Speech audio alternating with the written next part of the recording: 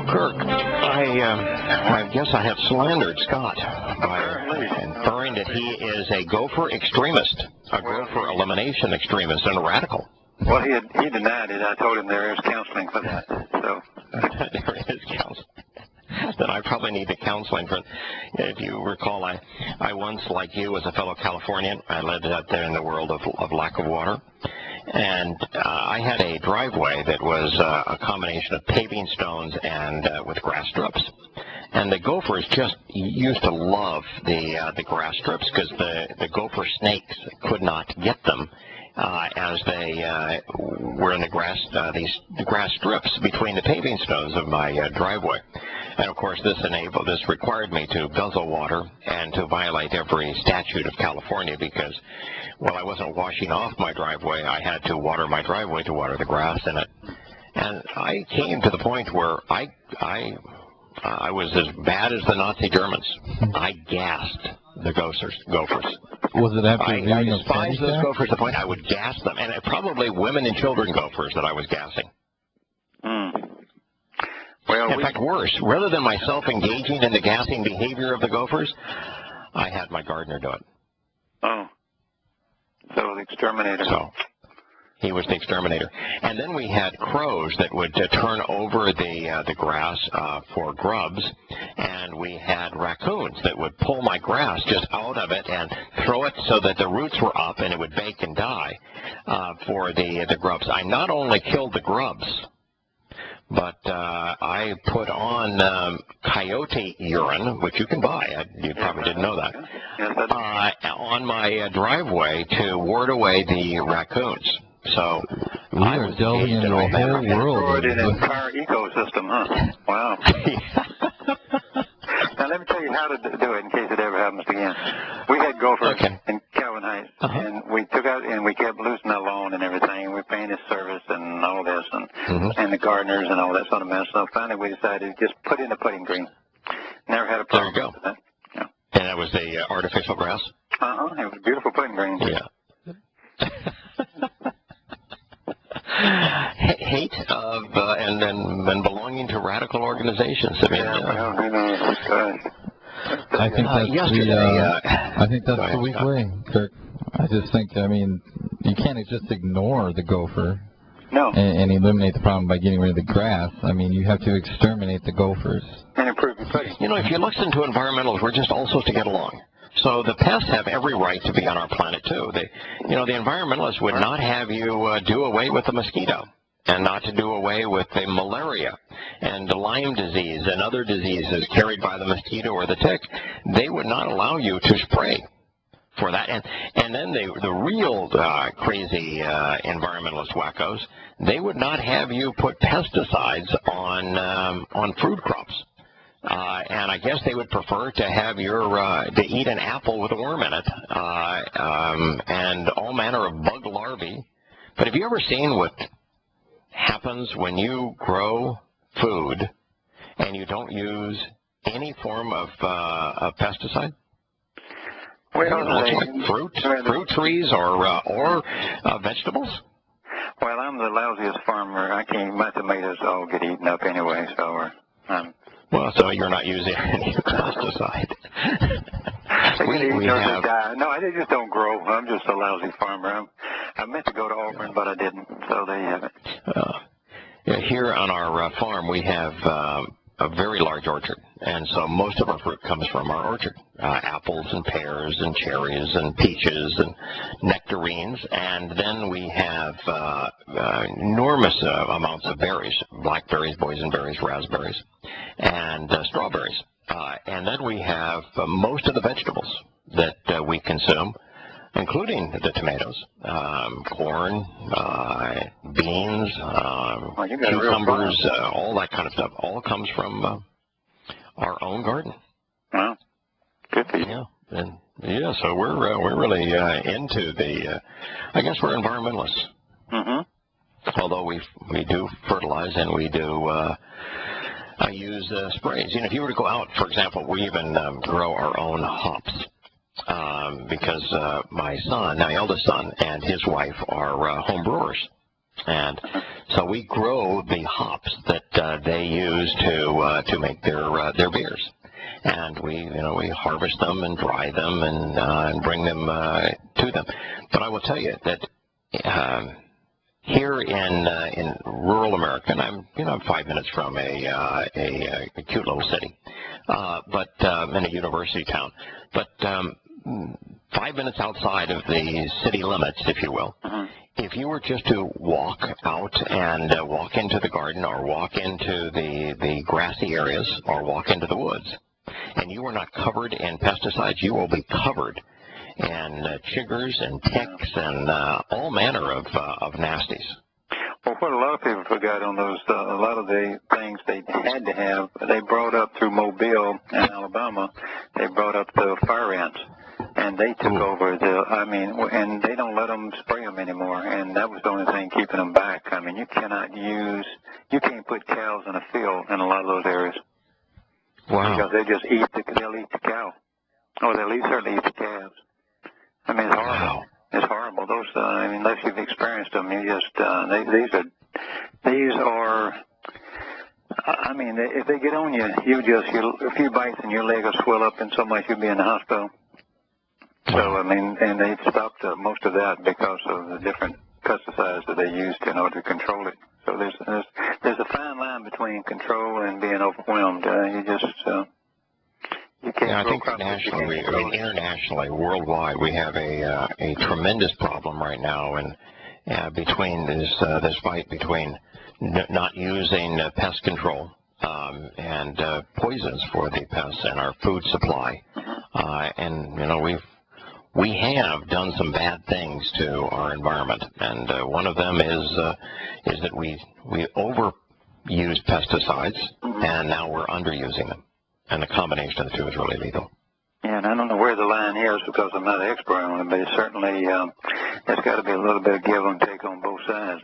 You just can't do this without the bugs will take over, and people will die because of starvation. So. Yeah, they're called pests for a reason. Yesterday, I finally made it through that passage we were considering in questioning Paul, where Paul was besmirching the credibility of Yosha's disciples, and particularly he was besmirching the credibility of Shimon Kefish, Peter, Yahowah, John, and Jacob, James.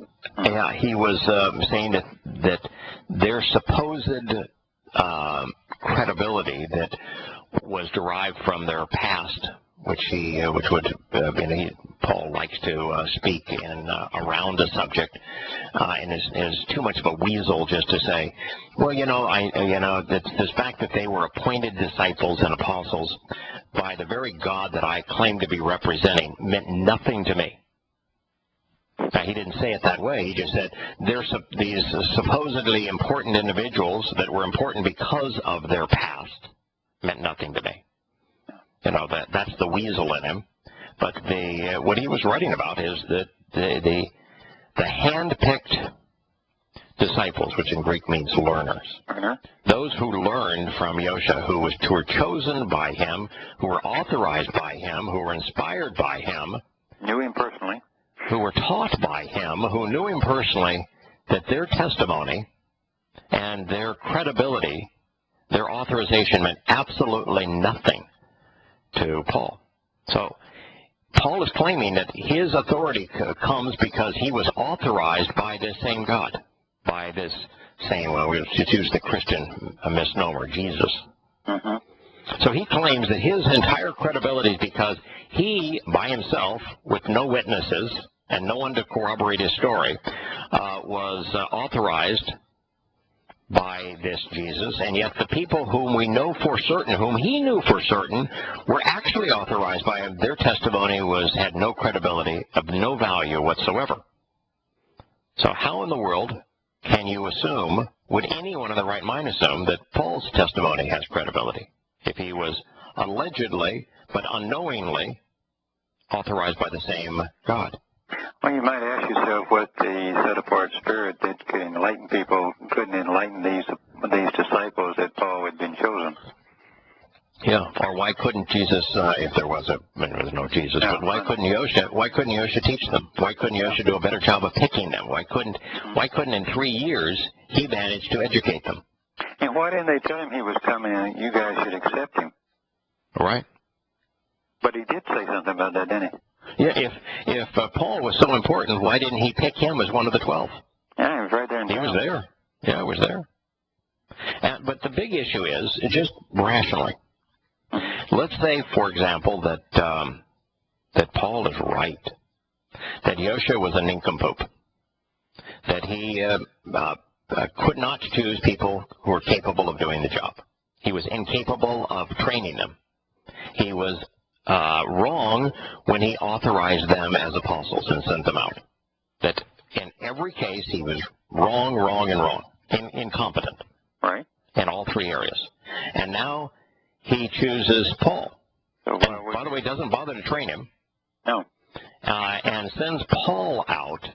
What would be the chances then, with no training and no witnesses and none of the other events taking place, that he could have been wrong in the 12 and incompetent with them, and then all of a sudden right incompetent with Paul?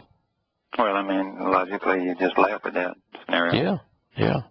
And then you take it one step further.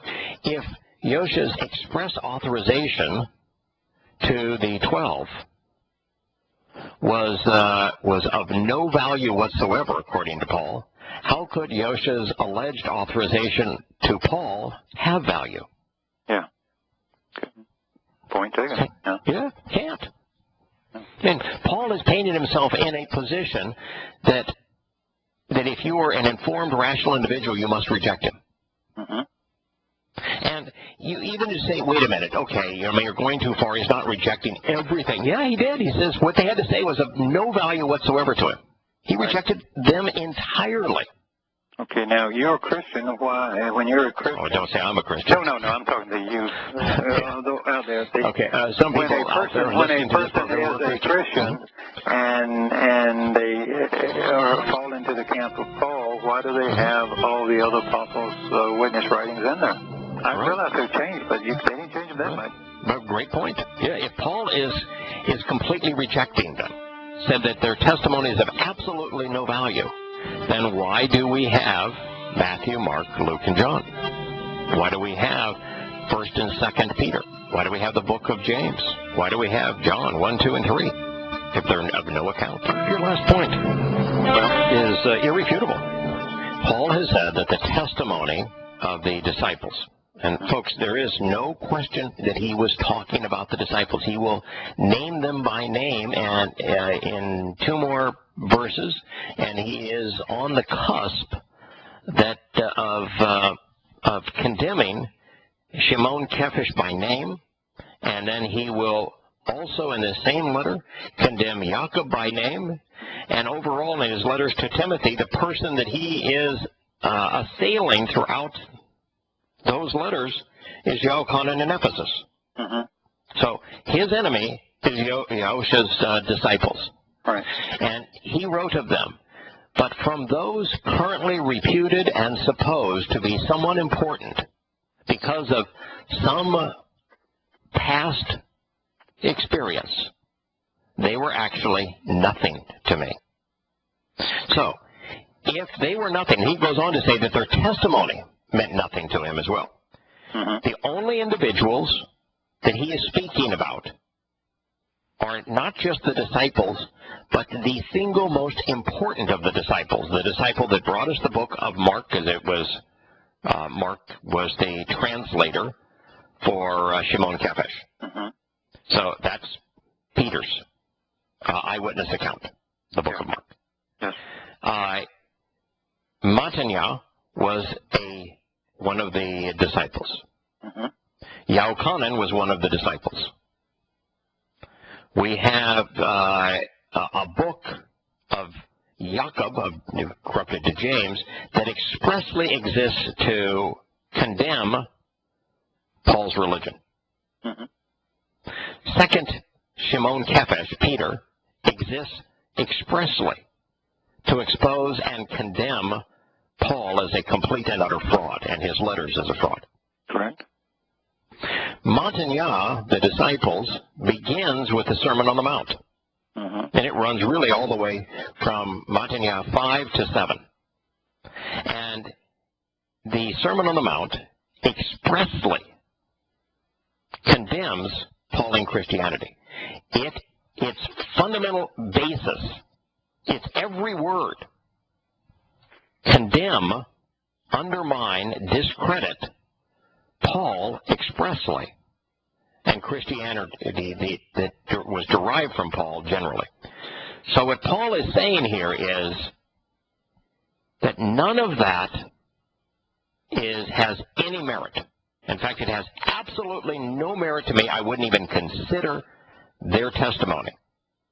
So how could you have a book that you claim is the inerrant Word of God, that's inspired by God, that has this New Testament, which is at absolute odds with itself? Why would you have Matthew, Mark, Luke, and John in the same book, along with John's letters, Peter's letters, and James's letters, to use the Christian vernacular, and a book where the first letter of Paul says, that stuff, that testimony, was meaningless to me? Well, consider something else, how ridiculous it becomes. Marcion recognizes this. Right, he tosses out everything but Paul-tainted or Paul-written letters. Right. And all it has from Marcion is Paul's letters, plus an edited version of Luke, who served as Paul's liaison, and an edited version of Acts, which is Paul's life story. Now, and then further after that, you find that the Christian church, and their stupidity, declares that Marcion, of course, is a heretic. Well, I mean, let's figure out which side we want to be on, guys, and make a stand. This none of the word stuff is pick somebody. Right. Yeah. But based upon what Paul has just written here, you can't have a credible testament that contains the testimony of those that Paul said was worthless. So if someone claims to be representing the Christian Jesus, as Paul does, condemns the testimony of those that the Christian Jesus spoke through, which would be the four what's called gospel accounts, Matthew, Mark, Luke, and John. Let's just to keep it in Christian parlance here. Sure. Isn't that an absolute breach of credibility? Absolutely. There's a 0% possibility that you could have a credible text that included the testimony that the primary writer says is of absolutely no value. Yeah. Now, if he's saying that the only sources we have that quote Yahowah are Matthew, Mark, Luke, and John, and Revelation, of course. But he's condemning Yahowah, so Revelation will be gone too. If you have a book that says, I'm condemning all of them, that their testimony is of no value to me, then where would you know of anything that he said? Because Paul doesn't quote him once. Wouldn't every word and deed of Yahowah instantly vanish? Wow. But from those currently reputed and supposed to be someone important based on some sort of past, they were actually nothing to me. It carries through the face of the God of man not to take hold of. Because to me, the ones currently presuming and supposing, he's talking about Yahowah, John, Jacob, James, Shimon Kephesh, Peter. He's talking of the disciples, probably Matanya, because Matanya stayed there in Jerusalem. They were of no account. Their advice, their counsel, their testimony was of no account.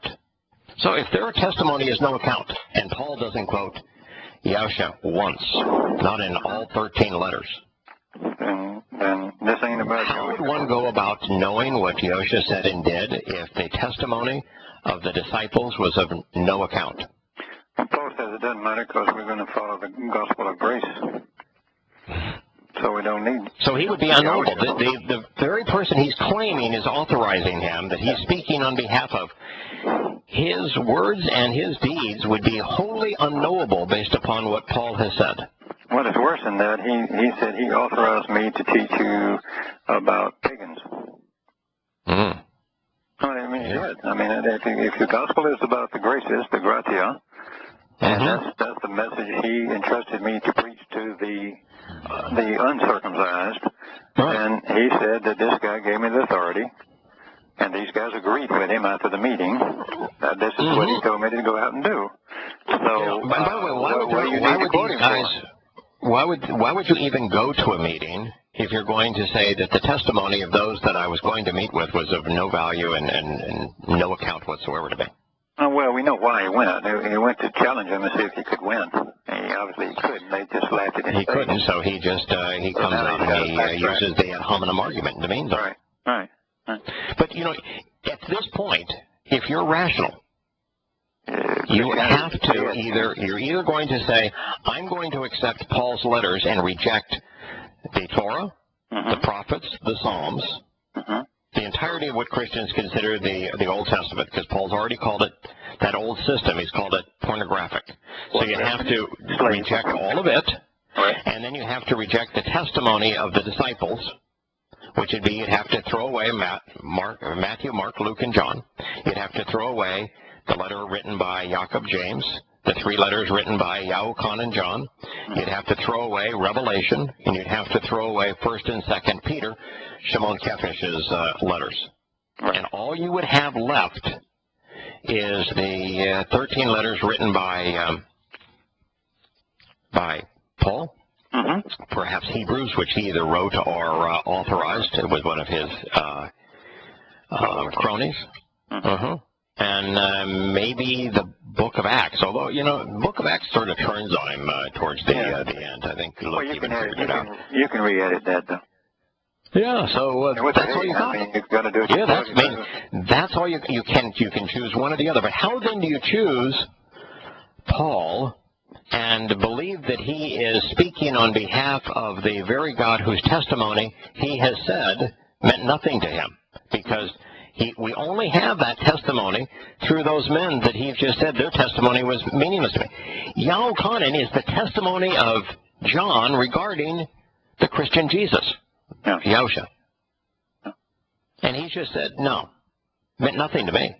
Now, the rabbis are an absolute death nail in the entirety of the Christian religion, in the sanctity and the credibility of its scriptures, of the concept of a New Testament. It's all gone. Right. But beyond all of that, how can somebody claim to speak for the very God whose testimony they've said was of no account? That's the trick there. Wow. I mean, even the rabbis wouldn't do that. I mean, they just said, well, y'all don't understand it, so we're going to interpret it for you. Yeah, but they didn't say, let's throw it away. Right, they never said that the Torah was pornographic. No. They never insinuated that the Torah was not inspired. They never insinuated that the Torah was and its God were impotent. They never suggested that the Torah couldn't save. They never went that far. No. All they said is that our arguments in relationship to the Torah, which would be the Talmud, and our interpretations of the Torah, which would be the Mishnah, that they are required so that you can understand what we claim to be the oral Torah that was given to previous rabbis, even though there were no rabbis before they came up with this plan. And so what they're claiming is that there was an additional book that they're using to interpret the original book so that people could understand it. Yeah, Torah for dummies. Yeah, kind of. Yeah. Well, so yeah, I mean, Torah for dummies. Yeah. And so, but Paul says, no, that old system, that God, he's incompetent, he cannot save. The Torah is actually counterproductive, it enslaves. And he goes to call what is the Old Testament pornographic. And he tells of the disciples, once Peter condemned And he says that he wants the rest of them castrated. I mean, come on, folks. If you're even remotely rational, you have to reject this idiot. Paul is an absolute idiot. He's disingenuous, wholly and completely deceitful. Wrong. Yeah. And there's no set of circumstances that can make this right. No, I'm just going to say you can't save this guy, and then you put it in the backdrop of where you started with the Davarim on the false prophet criteria, and then you use also Chabuk, right. Where he calls out Paul specifically and tells you what he's going to do, what he's going to say. You can't save Paul. You can't save Christianity. You cannot save the church. So no, don't, I mean, walk away from it for no other reason than it's stupid. That it's stupid. Yeah. Yeah, it's all stupid. It's Paul against the testimony of Yahowah, because the testimony of Yahowah is only brought to us by those individuals that he has just said their testimony is worthless. Think it through. So the King James turned this into, but of those who seem to be somewhat. How do you appear to be somewhat? From those who seem to be somewhat, and then in parentheses, whatever they were, it maketh no matter to me. God accepteth no man's person, into parentheses. What he's saying here is, as it relates to those who claim to hold the title of disciple, of apostle, of those who were picked and trained by Yahowah, whatever it's a title you want to apply to them or he applied to them, it makes no difference to me. Yeah. God doesn't accept any man's person. By the way, if God doesn't accept any man's person, why is he like him? Yeah, I got you. Just go further. How can this concept of salvation if God doesn't accept any person? Yeah. And he doesn't have a chosen people, and he doesn't have a family, and he doesn't have... God doesn't accept any person. If he doesn't accept any person, what's the purpose of any of this? And then he's not special either. No, of course not. For they who seem to be somewhat in conference added nothing to me. No, man, this guy who never met Yahowah, who never experienced him, never listened to a word that he had to say, who never quoted him, who contradicted everything that he stood for. Tried to kill all the people he did. Said that they added nothing to him. Now, Jerome had a problem with this, too, with his pope, so he authored, and away from those who were pretending to be something, whatever they might have been once, it means nothing to me. God does not accept the reputation of a man. And those who were claiming to be something had nothing to offer me. Well, the only thing that because listen, he could not attack a rabbi. First of all, there'd be no rabbis in this meeting unless they were former rabbis. So he couldn't attack a rabbi because he'd be attacking himself. Yeah. All right. So and we have no indication that there was any other political so the rabbis would be the religious group, and there was no one with a political title that would have been in this group, because those with a political title were trying to hunt down and kill the followers of Yahowah. Absolutely. All right. So the only people that he could be speaking to in the Jerusalem Summit, the Jerusalem Council, that had a title, the only ones are the disciples. That's it. That is it. No one else. And he says, they were nothing to me. Wow. Now, by the way, if God doesn't accept the reputation of a man, how could he accept Paul? Point taken. So Shaul's convoluted refutation of divine sanction, by the way, did Yahowah tell us that he accepted Moshe? Absolutely. Yeah. Did he tell us that he accepted Noah? Of course. Did he tell us that he accepted Adam?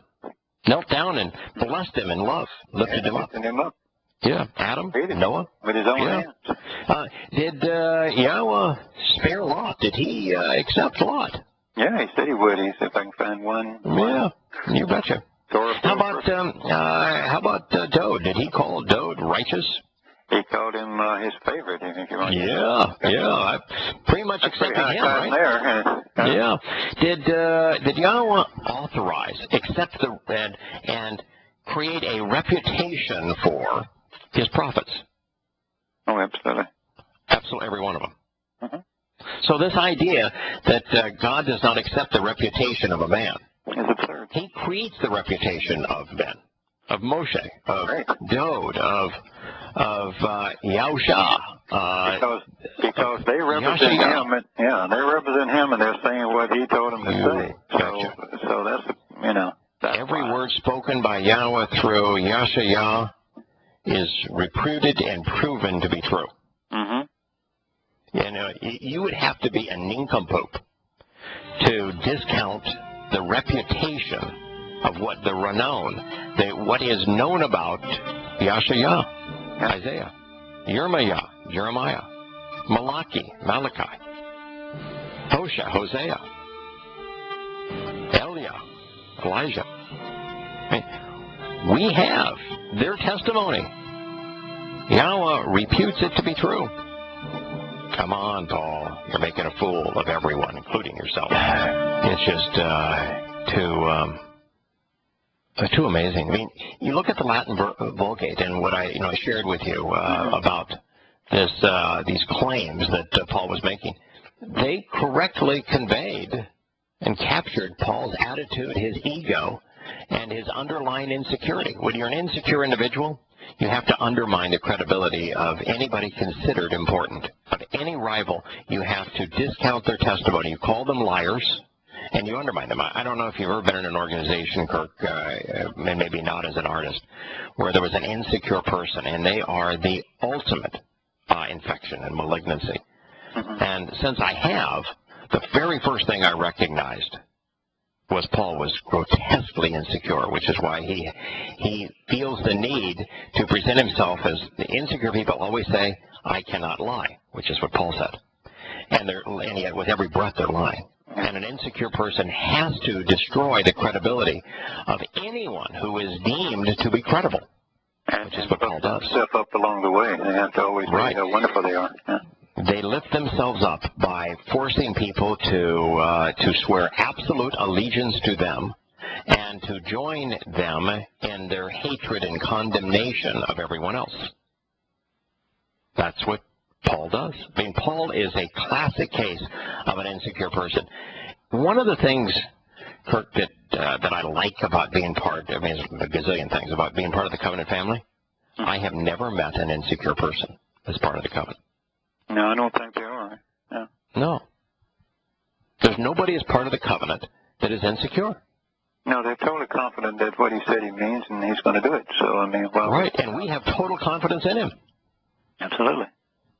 And, I mean, I'm going to tear down the idiots out there in the world, but it's certainly not to lift you and me up. No, what does it do for me? Yeah. You know. Right. I don't want to go around saying I told you so. Lift up Yahowah's testimony. Yeah, exactly. So when you wipe out the Torah, the prophets, and the disciples quoting Yahusha, what do you have left? You got Paul's letters and you got the Lord, the church, and faith, right? and that's what you're going to bet your whole soul survival on. Yeah, Paul's faith in Paul is what you really have. I mean, that's all you. At that point, all you have is faith in Paul. And he was an idiot. He was mean. He was insecure. By his own testimony, he was insane. By his own testimony, he was a sexual pervert. By his own testimony, he was murderous. By his own testimony, he was he was a complete counterfeit. He pretended to be whatever was necessary to take advantage of people. By his own testimony, he was demon-possessed.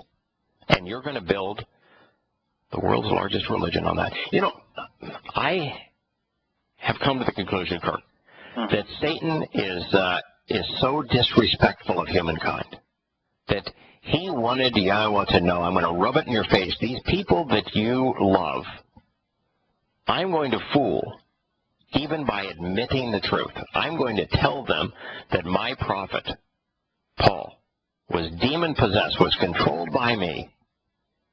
I'm going to tell him that. I'm going to have him quote me in my favorite line of Dionysus. It's difficult to kick against the goad. I'm going to even tell him I'm insane. And you know something? They'll believe me. In fact, I'll get more followers in that religion called Christianity than you will ever dream about having in your precious covenant. Well, I guess it only you prove that every Friday when you talk about how the Muslim world, the Islam is so readily accepted in prisons. I mean, they have a bent that way, so this is like giving me credibility to be a liar and a cheat. And it's Satan's signature again. Satan is saying, people are so stupid. I mean, people are so irrational, so stupid, and I'm creating these religions to demean them, that I'm going to acknowledge that my prophet in Islam, Muhammad, is demon-possessed. I'm going to have him admit that he was demon-possessed. People won't care. No, worse than that, I'm going to tell people that the name that you've given me, which is halal, I'm going to tell them halal means good, and that halal food is that which is nutritious, and they won't figure it out. I will even show in my Quran that I'm spending all of my time in hell torturing people, and 1.5 billion people will be so stupid they won't get it. It's even worse. They don't want to get it. Because you expose it, and they just absolutely turn off and turn away and attack you. Oh, I wish they did. In Islam, they don't. In Christianity, they do. In Islam, they respond like violently, murderously, insanely, demonically.